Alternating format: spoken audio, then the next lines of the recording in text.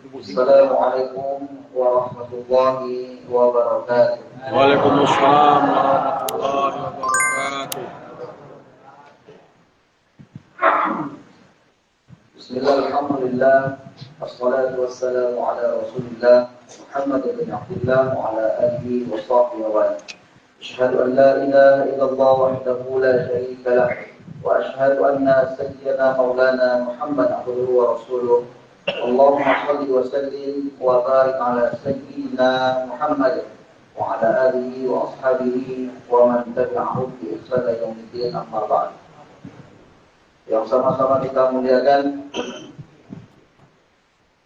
para imam-imam masjid, ketua beserta pengurus masjid, para alim ulama, syafi'i pandai, tokoh masyarakat, pengurus GSD Kecamatan Rambang, Kabupaten Rokan Hulu, seterusnya bapak-bapak, ibu-ibu, orang-orang tua kami, yang besar tak dibawa gelar, yang kecil tak dipanggil nama. Insya Allah semua kita yang hadir rumah Allah Ta'ala mendapatkan ridha daripada Allah Subhanahu Wa Ta'ala. Amin ya rabbal alamin. Alhamdulillah, segala puji bagi Allah Subhanahu Wa Ta'ala yang maha agung, yang maha besar, yang segala urusan kita ada dalam genggamannya. Dia yang menghidupkan kita, dialah yang mematikan kita. Allah Ta'ala dengan karunia-Nya, kemurahan-Nya, memberikan taufik hidayah kepada kita untuk datang ke rumah Allah Subhanahu wa Ta'ala.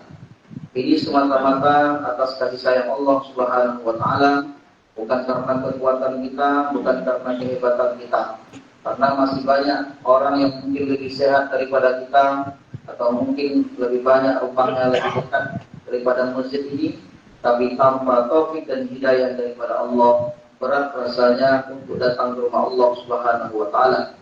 Maka bersyukur kita kepada Allah dan dengan mengucapkan alhamdulillahirabbil alamin. Dan kita berharap kepada Allah Subhanahu wa Ta'ala, mudah-mudahan amal-amal soleh yang kita kerjakan, duduk iktikaf kita, sholat subuh kita, zikir dan doa kita, semuanya menjadi amal-amal soleh yang diterima di sisi Allah Subhanahu wa Ta'ala. Bapak-bapak, ibu-ibu, jemaah yang dimuliakan oleh Allah Subhanahu wa Ta'ala, adapun subuh ini pengajian kita, taklim kita, sedikit kita bahas. Ada satu ilmu yang mana ilmu itu separuh daripada ilmu, separuh daripada ilmu. Semua ilmu-ilmu itu, maka ini ilmu di separuh. Dan kata Nabi SAW, ilmu ini yang sudah banyak dilupakan, yang sudah banyak dilupakan. Padahal ilmu itu setiap kita pasti mengalaminya, setiap orang pasti mengalaminya. Dan Nabi SAW perintahkan kita untuk belajar ilmu itu. Diperintahkan kita. Ilmu apa itu? Yaitu ilmu faraid. Ilmu faraid. Ilmu faraid itu setiap kita diperintahkan untuk belajarnya.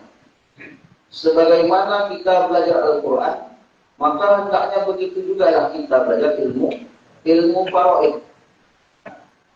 Kata Nabi SAW, ta'allamul faraid, belajarlah kalian ilmu faraid. Disuruh kita belajar. Wa'allimuhan nas, dan ajarilah orang. Maka belajar, dan setelah belajar disuruh mengajarkan. Disuruh mengajarkan. Karena apa? Fa'innahu nisful ilm. Fa'innahu nisful ilmi. Karena ilmu faraid itu separuh daripada ilmu. Separuh daripada ilmu, kata Nabi SAW.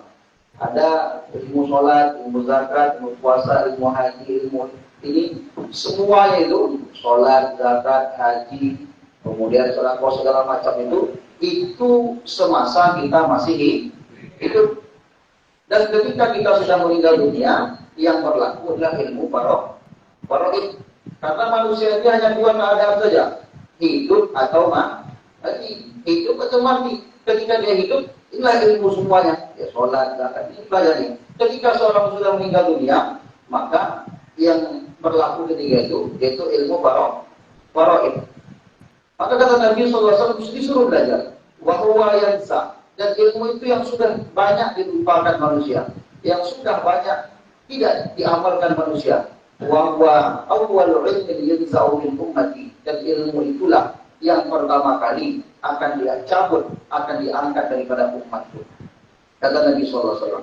Dalam hadis lain Nabi SAW sabdakan, al-fara'idu nisful ilmi li'annahu yubtala bihin nasu kulluh. Belajarlah ilmu faraid karena ilmu faraid itu separuh daripada ilmu, dan sesungguhnya semua kita akan terkena daripada faraid tersebut.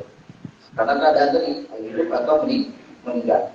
Dan tidak ada ancaman Allah Subhanahu wa taala kepada orang-orang muslim, kepada kita orang-orang muslim, orang-orang yang beriman, yang ancamannya itu seperti ancaman orang-orang kafir.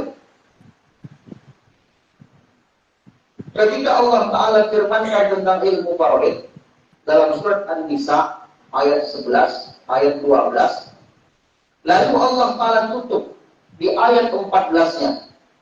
Allah Ta'ala ancam bagi orang yang menentang ilmu faraid, yang menentang hukum faraid itu dengan ancaman seperti orang kafir. Kalau orang kafir ancamannya bang, akan masuk neraka selama-lamanya, khalidina fiha abadan, kekal dalam neraka selama-lamanya. Maka ancaman tersebut Allah Ta'ala ancamkan kepada orang-orang Islam yang mereka menentang hukum faraid. Apa Allah Ta'ala firmankan dalam surah Nisa ayat 14 ya? Wa may yaqsillaha wa rasulahu. Barang siapa yang bermaksiat kepada Allah dan Rasulnya, wa yata'adda hududahu, dan mereka menentang hukum-hukum Allah yang disebutkan di atas tadi, ayat 11 dan 12 ya, tentang pembagian-pembagian tersebut, yudkhilhu naran, akan Allah masukkan mereka dalam neraka, khalidan fiha, kekal selama-lamanya, lahum adzabun muhin, bagi mereka azab yang sangat pedih, yang sangat hina. Ancamannya apa? Bagi orang yang menentang, tentang hukum faraid tersebut, Allah ancam seperti mengancam orang-orang kafir. Yang mana ancaman ini Allah Ta'ala tak sampaikan di hukum-hukum yang lain. Sholat tidak diancam khalidan fiha, tidak kekal selama-lamanya. Maka ancaman orang yang menentang dari itu Allah ancam seperti Allah mengancam orang-orang kafir masuk neraka kekal selama-lamanya. Ini firman Allah Ta'ala dalam surat An-Nisa ayat 14. Dan tidak ada dalam Al-Quran yang Allah Ta'ala sebutkan secara rinci hukum-hukum ini selain faraid. Seperti sholat Allah perintahkan imus sholat wa atuz zakat, imunas sholat wa atuz zakat, dirikan sholat. Tapi secara rinci Allah sebutkan dalam Al-Quran tidak? Tidak disebutkan secara rinci, berdirinya seperti ini, bacanya ini, rukuknya seperti ini, bacanya ini, sujud seperti ini, rukuk seperti ini. Disebutkan secara rinci dalam Al-Quran? Tidak disebutkan. Dalam hadis Nabi SAW disebutkan. Akan tetapi tentang faraid ini Allah sebutkan secara rinci dalam Al-Quran. Maka di awal ayat tersebut Allah tekankan bagaimana yang pembagian itu semua itu yang menentukan adalah Allah. Yang menentukan kalau anak laki-laki sekian, anak perempuan sekian, dia punya istri sekian, dia punya suami sekian, dia punya orang tua, ayah ibu sekian, dia punya cucu sekian, dia punya saudara sekian, dia punya... Ini yang menentukan bilangan-bilangan itu siapa? Allah Subhanahu wa Ta'ala. Dan secara rinci Allah sebutkan. Allah tegaskan di awal-awal surat tersebut, Allah Subhanahu wa Ta'ala langsung tegaskan dalam ayat sebelumnya, yusikumullah. Allah berwasiat kepada kalian, Allah mensyariatkan kepada kalian, Allah mewajibkan kepada kalian. Pembagian seperti ini Allah. Lalu di bawah Allah Ta'ala tekankan lagi, faridotam minallah. Ini semua bagian-bagian ini Allah Ta'ala yang menentukan. Allah Ta'ala yang menentukan. Begitu tentang faraid tersebut. Kalau sholat, tidak secara rinci Allah sebutkan perintahnya, tidak secara rinci. Tapi kalau faraid rinci Allah sebutkan. Bahkan ditekankan lagi, ini Allah wajibkan bagi kalian, dan semua inilah Allah yang menentukan. Yang menentukannya Allah Subhanahu wa Ta'ala. Ayat 11-nya. Ayat 12-nya diulang lagi oleh Allah Subhanahu wa Ta'ala. Wa yubayyinullahu lakum an tadillu. Allah Ta'ala telah jelaskan kepada kalian seperti ini. Kalau kalian tak mau, kalian akan sesat, kata Allah. An tadillu, kalian akan sesat. Tak ada ancaman sulit. Diancam neraka, diancam sesat. Ini semua Allah Ta'ala yang bagikan. Wasiat minallah, ini wasiat Allah Ta'ala. Ini yang Allah wajibkan, ini syariat Allah Subhanahu wa Ta'ala. Makanya setiap kita, kata Nabi SAW, wajib belajar faraid. Kadang-kadang bukan kita tak mau pembagian secara faraid, tapi karena kita tidak tahu. Yang diancam itu orang yang menentang tadi. Orang yang menentang tadi yang diancam dia.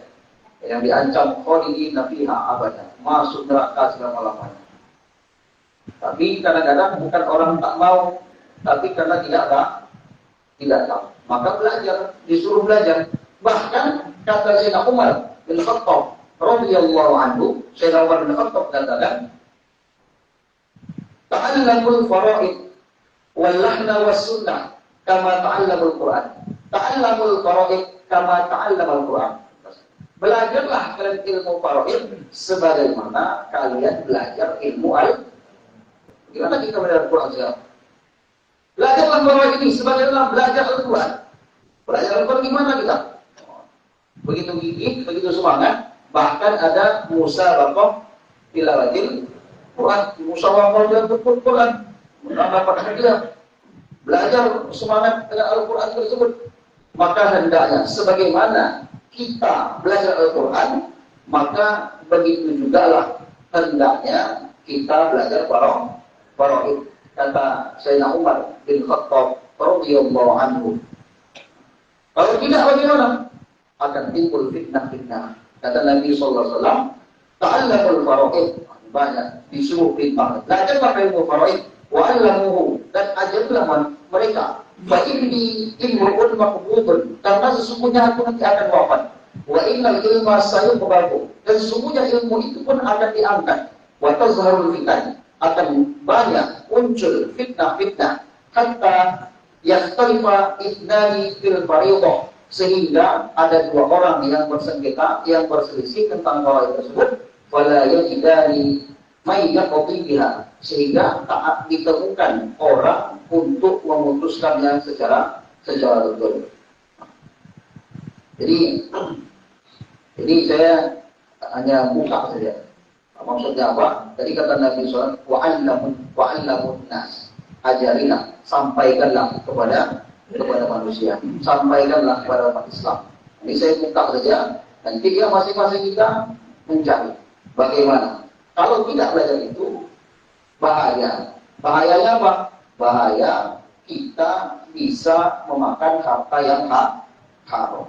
Kalau tidak sesuai dengan pembagian Allah Subhanahu wa Ta'ala, atau pas di situ tak ada hak kita, tidak ada hak kita, atau kita mengambil melebihi hak kita yang ditentukan oleh Allah Ta'ala, berarti kita telah memakan harta haram jadi. Makan harta haram jadinya. Apalagi di atas ayat faraid itu, surat An-Nisa ayat 10, surat An-Nisa ayat 10-nya, itu Allah Subhanahu wa Ta'ala mengancam orang-orang yang memakan harta anak yatim. An-Nisa ayat 11 tentang faraid pembagiannya, ayat 12.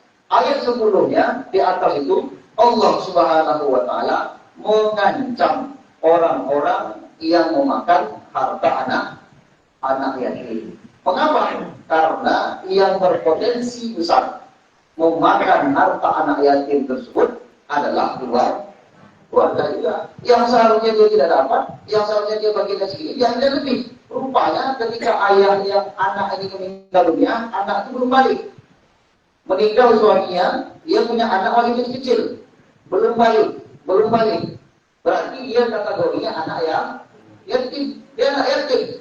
Lalu dikuasai oleh keluarganya, tak dapatlah anak yatim ini haknya. Berarti keluarga tersebut memakan harta anak.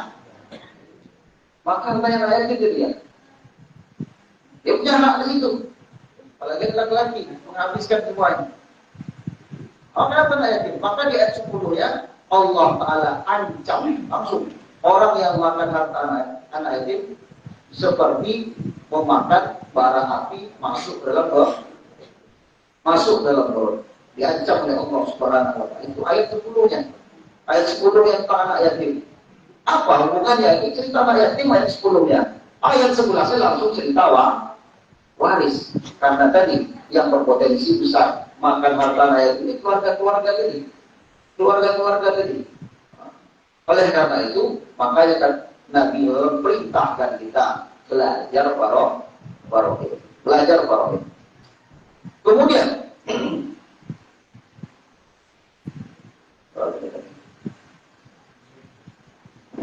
ketika seseorang itu meninggal dunia, maka kita mesti tahu apa urutan-urutan yang mesti kita tunaikan.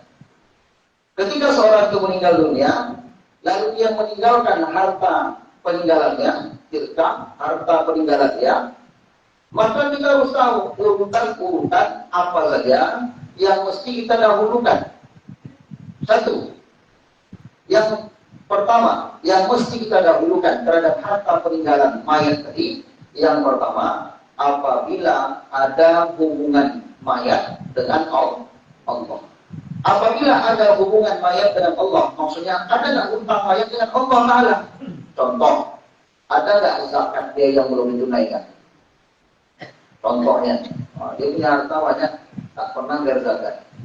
Dia berdagang, dagangnya sudah sampai haul, sudah sampai nisab. Sampai haul, sampai nisab, tak bayar zakat juga. Maka kita yang pertama, sebagai ahli warisnya, kita tunaikan hutang dia kepada Allah. Zakat dia, apalagi kalau ada nazar dia, apalagi kalau ada fidyah dia, contohnya hutangnya kepada Allah Ta'ala, maka itu dulu ditunaikan. Itu dulu tunaikan. Itu urutan pertama. Urutan yang kedua, boleh kita pakai harta tersebut untuk ongkos penguburan secara wajar. Ongkos pengurusan jenazah secara wajar. Contoh, tanah kuburannya mesti dibeli, boleh ambil situ, pakai beli wajar.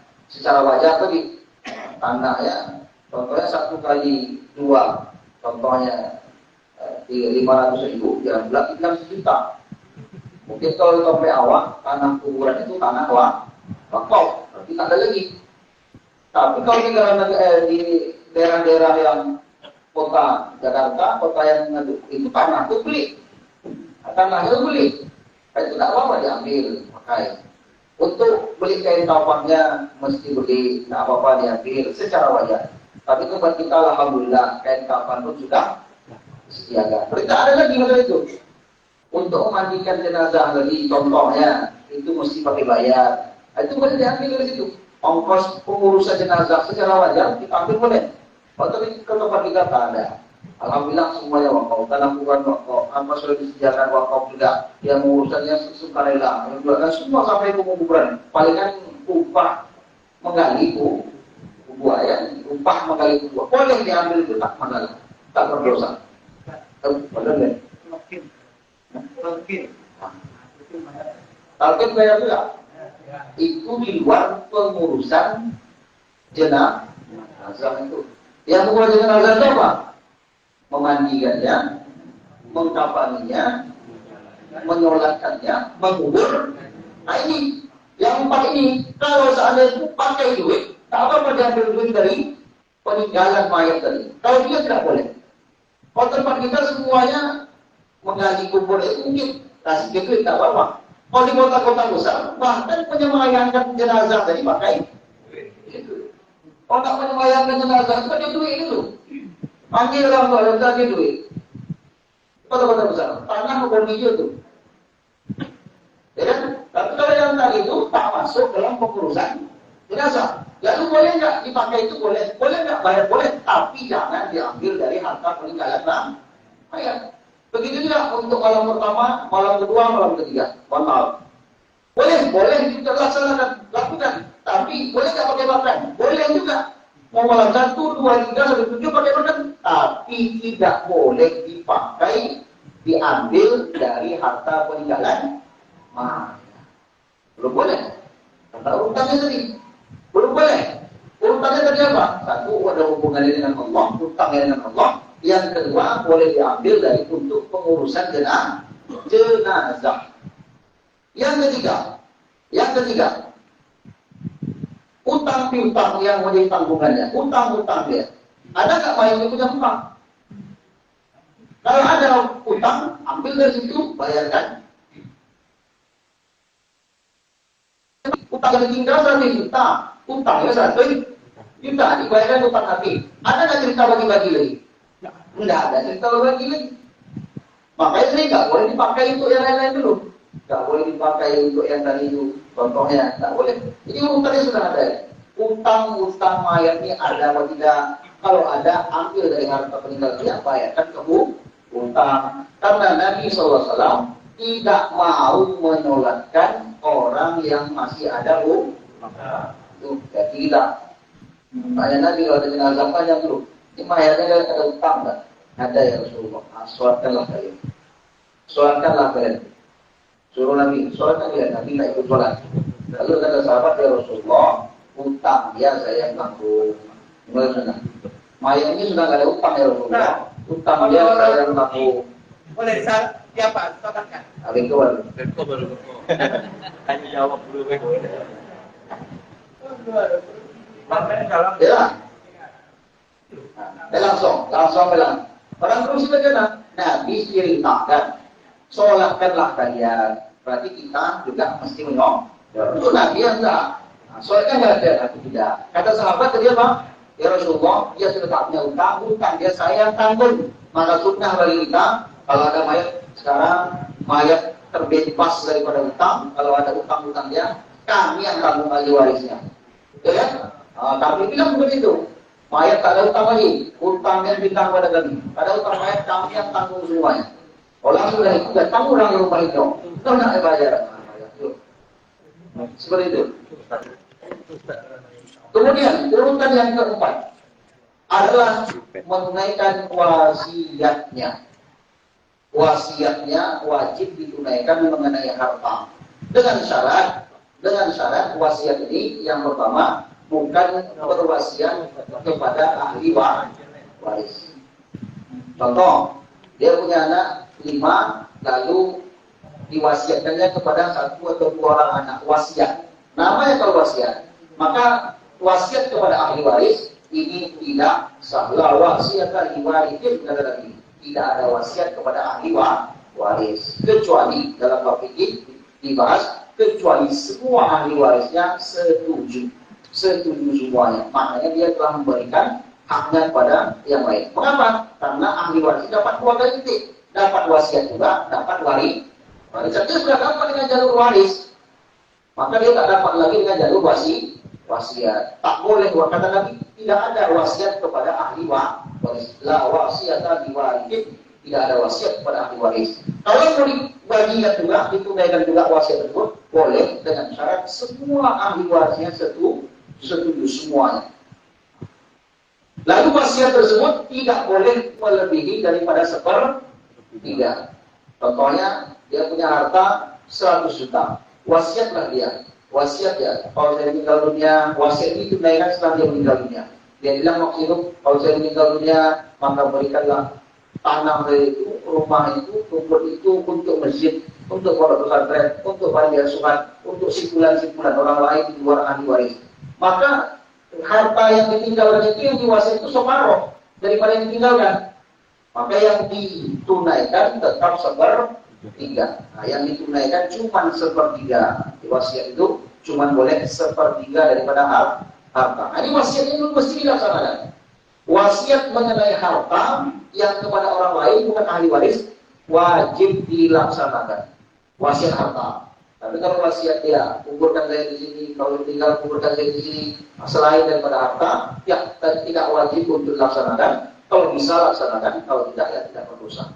Tapi kalau wasiat mengenai harta wajib dilaksanakan. Wasiat mengenai harta dengan syarat tadi, dia wasiatnya bukan kepada ahli waris dan wasiatnya cuma ditunaikan hanya sepertiga daripada harta peninggalan. Tapi kalau hibah boleh. Kalau hibah, makanya waktu bilang itu dijelaskan ini wasiat atau hibah. Kalau hibah boleh kepada siapa saja, mau kepada ahli waris, mau setengah, mau semuanya boleh. Kalau hibah boleh. Nah, ini saya hibahkan tanah ini, hibah namanya untuk sebulan. Anak dia yang kelima, saya hibahkan ini untuk sebulan. Walaupun separuh, walaupun semua, tidak ada masalah. Kalau hibah, maka akadnya dijelaskan. Hibah atau wasiat. Dan kalau sekarang ini, buat suratnya cepat. Nah, buat suratnya jelas hibah. Nah, nanti cuma berdua dihibahkan, habis itu tinggal udah dihibahkan, mana saksinya, mana buktinya. Seperti itu sekarang kan. Padahal sudah sah ikrarnya, hibahnya tersebut. Cuma mesti ada buktinya. Mana? Oh, ini sudah ada suratnya. Oh, ini sudah ada notarisnya. Oh, ini sudah ada apa ya? Saksinya. Kalau zaman sekarang. Kemudian ada urutan yang keempat. Yang pertama tadi apa? Ada hutang piutangnya dengan Allah. Yang kedua, ongkos penguburan jenazah secara wajar. Yang ketiga, ada utang yang menjadi tanggungannya. Dan yang keempat, tunaikan wasiat yang barulah yang kelima, cerita warisan, pembagian harta warisan. Kalau sebelum urutan sampai kelima ini habis, mulai dibayarkan utangnya kepada Allah Ta'ala, mungkin banyak bertahun-tahun tak berzakat, dikodok zakatnya. Mungkin ada nazar yang tunaikan, pemikiran dia, atau salah satu utang dia kepada Allah, dia sudah mampu untuk haji. Dari segi harta, dari segi kesehatan, sudah mampu dia haji. Tapi tak pergi haji juga. Meninggal dunia dia, banyak harta tinggalkan. Maka itu juga utang dia kepada Allah. Di haji batalkan dia. Utangnya kepada Allah juga itu. Kemudian kalau sudah habis semuanya, dan tunaikan wasiatnya, tunaikan utang-utangnya, habis, belum sampai yang kelima lagi, Allah habis, berarti tidak ada cerita lagi. Maka jangan di awal-awal, maka jangan langsung kita tunaikan sesuai urutan. Barulah yang kelima nanti cerita parohid tadi. Maka bagaimana kita berhukum dengan hukum parohid. Adapun nanti sama-sama ridho, boleh. Oh enggak, kami bagi rata sama-sama ridho, boleh. Dengan syarat masing-masing tahu dulu jatah pembagi. Bagaimana kamu sudah dapat sekian, iya. Kamu dapat sekian, iya. Kamu dapat sekian, iya. Nah, bagaimana? Mau bagi rata? Ya, bagi rata. Ya langsung. Oh, kami ridhonya. Dan yang bilang ridho itu bukan perempuan. Yang karena perempuan bagiannya 1:2. Dibilang ridho, tapi ridhonya yang iyalah. Bagian itu cuma 1/8 atau cuma satu bagian daripada laki-laki. Yang bilangnya laki-laki. Nah, kami laki-laki itu rata, gitu kan? Laki-laki itu, duit. Pegangnya duit ratusan juta. Lalu ridho bagi-bagi. Lain pikiran itu. Kalau pegang duit itu kan, lain mungkin pikiran kan. Kalau sebelum pegang, udah bagi-bagi ratu kan, ridho. Setelah pegang duit itu, lain dulu lah. Lain dulu. Pikiran itu jadi ridho gitu. Ya kan? Jadi dibagi-bagi. Sesuai kita bagi, sesuai bagian dulu. Habis bagi, maka barulah mau bagi rata. Jangan dulu bagi-bagi rata. Kami apa? Ridho sama ridho. Ya kita ridho, tapi Allah ridho nggak? Itu nanti. Jadi bagi itu sesuai pembagiannya, maka baru kita Mau bagi rata. Mau bagi untuk ini, untuk ini, tidak masalah. Tidak masalah itu. Nah, tadi itu. Jadi kalau sebelum pembagian tersebut, baru bermasalah. Kalau ada yang dipegang dalam bagian belum pemikiran mereka. Jadi ini pembukaan saja, mungkin tidak cukup lah menyebutkan semua apa ya waktu ya. Ada 5 menit. Kalau ada pertanyaan kita minta pertanyaan sampai 30.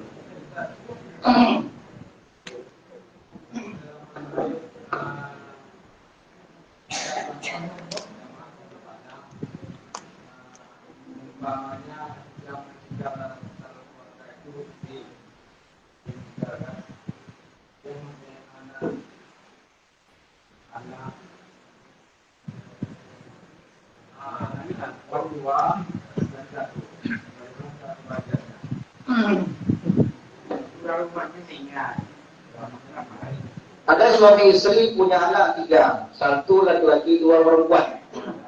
Meninggallah ibunya, meninggal istrinya meninggal dunia. Lalu bagaimana pembagiannya? Maka yang dibagi itu hanya harta mayat. Harta mayat. Harta mayat yang sudah dijamin semuanya. Contohnya tadi, punya rumah, punya kebun, punya mobil, punya motor, punya rumah kontrakan, punya yang lain. Lalu yang akan dibagi waris hanya harta si mayat. Mana harta murni punya mayat? Oh, rumah ini istrinya yang bangun, berarti rumah ini punya istri. Oh, rumah ini dibangun berdua. Harta yang dihasilkan sesudah pernikahan, dalam kompilasi hukum Islam KHI ini yang berlaku di pengadilan kita Indonesia ini, harta yang dihasilkan sesudah pernikahan maka dibagi dua itu.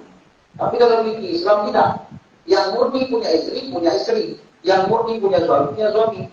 Rumah ini yang tanahnya punya suami, yang bangun suami, berarti punya suami.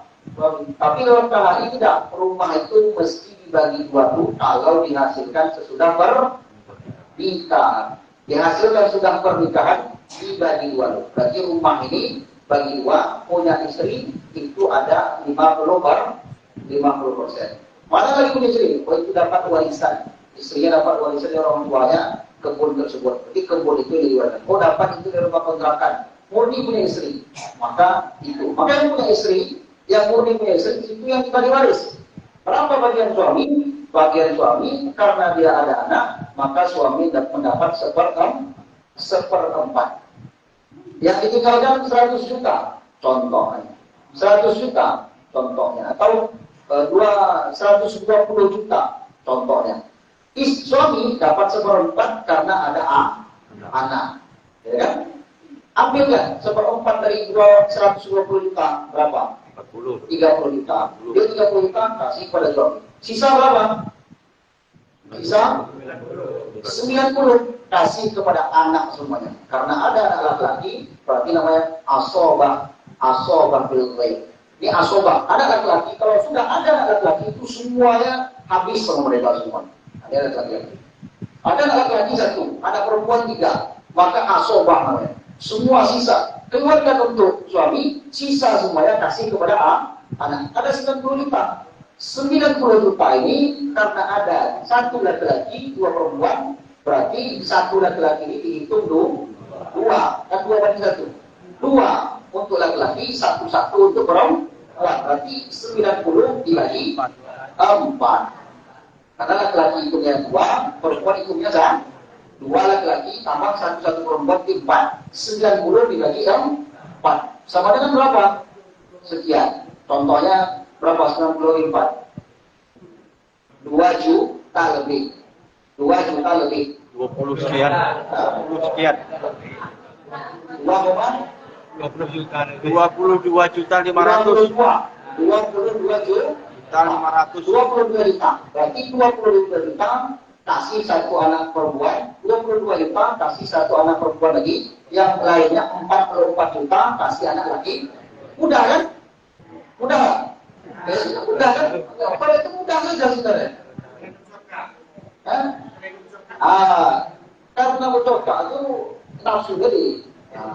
Dan biasanya kalau dia kalau dalam barat ini dia manusia mengalah. Karena apa? Kalau dia mengambil daripada batas haknya, maka bisa jadi harta menghaluskan, menghancurkan harta yang lain. Seperti itu Ustaz. Ibu-ibu.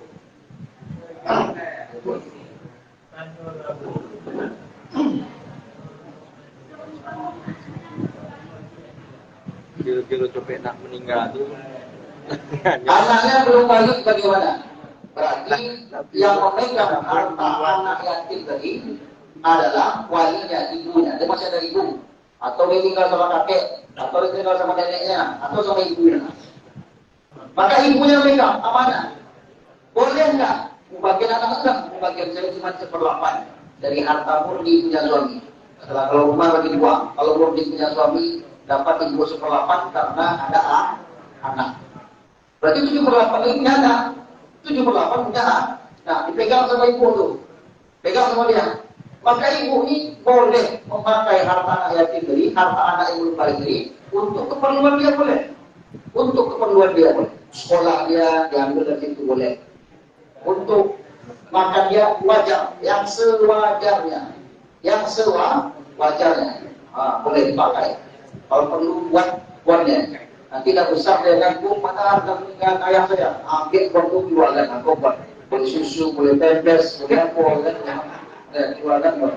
Jadi boleh dipakai untuk keperluan anak itu sewajarnya. Boleh dipakai.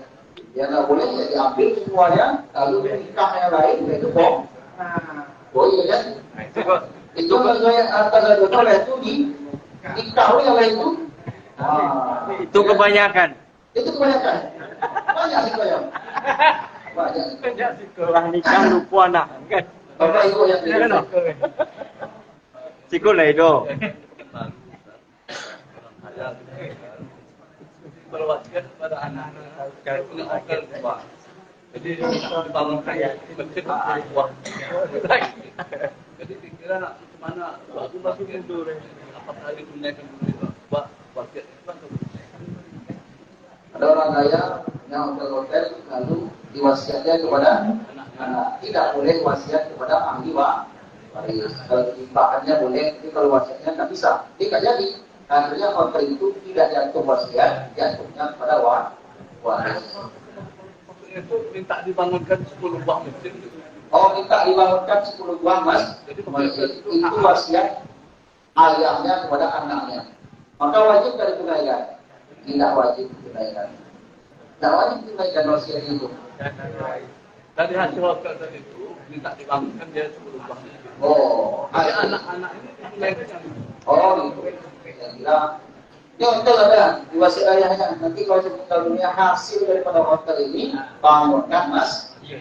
Boleh, wajib tunaikan. Semampunya. Habis hotel ini tunaikan. Itu bukan wasiat kepada ahli waris.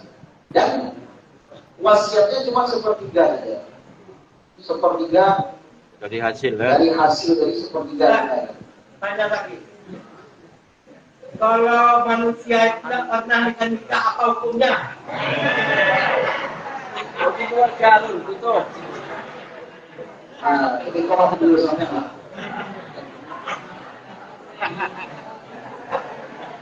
Bapak Ibu yang dimuliakan oleh Allah Taala, mungkin saya yang dapat dari sampaikan ada yang benar daripada Allah Subhanahu Wa Taala yang sedang saya.